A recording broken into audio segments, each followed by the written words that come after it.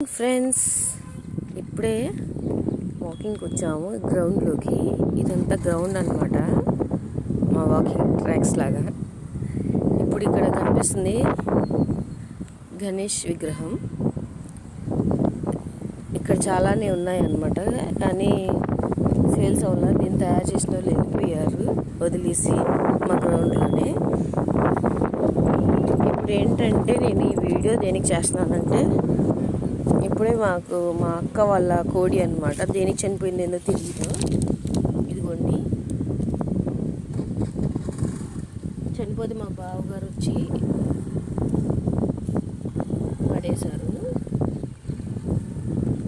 కోడి పిల్లని.